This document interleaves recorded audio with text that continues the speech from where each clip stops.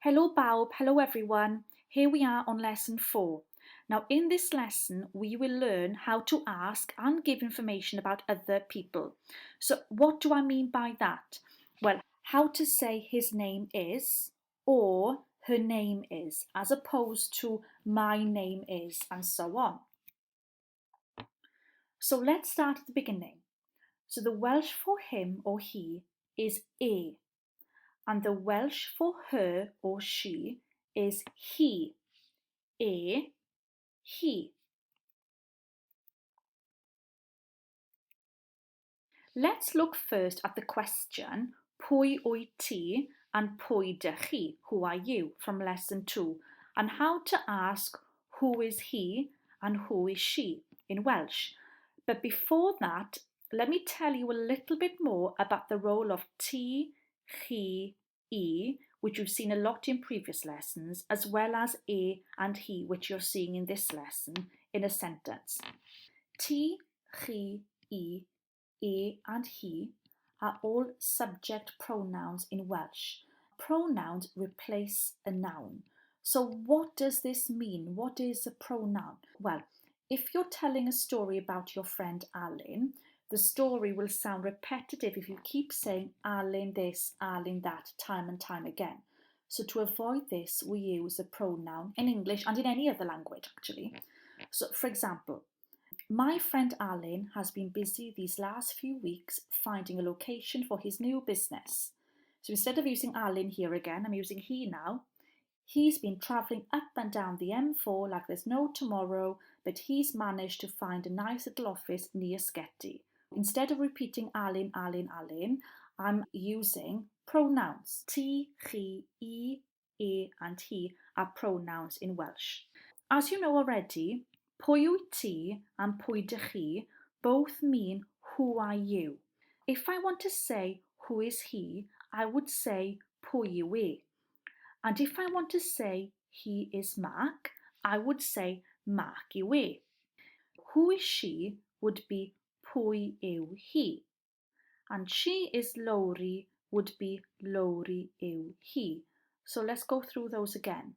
Pwy yw e? Mark yw e. Pwy yw hi? Lowri yw hi. And Lowri is a very common Welsh name that means laurel, the plant in Welsh. Let's now look at another question that you have learnt. It's similar in meaning to the previous one, to be honest. Beth yw dy enw di and beth yw eich enw chi? What is your name? Now you may notice that the pronoun ti changes to di in the question beth yw dy enw di. Don't worry about this now. I just want to point it out to you, and it's not an error, it's a mutation. To ask what is his name, you would say beth yw ei enw e. And to say his name is Mark, you would say Mark yw ei enw e. If you're talking about a female, you would say beth yw ei henw hi, for what is her name, and answer with Lowri yw ei henw hi. Notice the addition of ha at the beginning of enw. Again, don't worry too much about why this is for the time being, just be aware of it. So I'll say those again. Beth yw ei henw hi? Lowri yw ei henw hi. Do you remember the Welsh for where do you live back in lesson 3? It's the section that has a lot of mutation work. Ble wyt ti'n byw?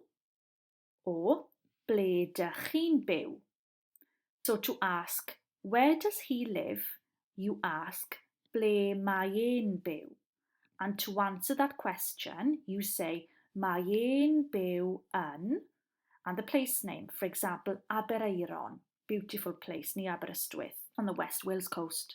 Asking about a female is not that different. You just replace the e with he.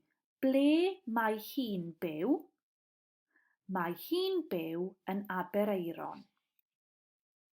And finally, the last question you learnt, where are you from originally? O ble wyt ti'n dod yn wreiddiol? o ble dych chi'n dod yn wreiddiol. If you want to ask where is he from originally, you would say o ble mae e'n dod yn wreiddiol. And you'd answer with mae e'n dod o, for example, Aberystwyth. Again, only a minor change to the pronoun if you're asking about a female. O ble mae hi'n dod yn wreiddiol? And the answer, mae hi'n dod o Aberystwyth. And here's a summary of everything we've looked at in this session. Take time to study the table, identifying the differences and any patterns that you see. And well done on finishing lesson 4. Da iawn. You're doing so well. Keep going, or dalier ati, as we say in Welsh.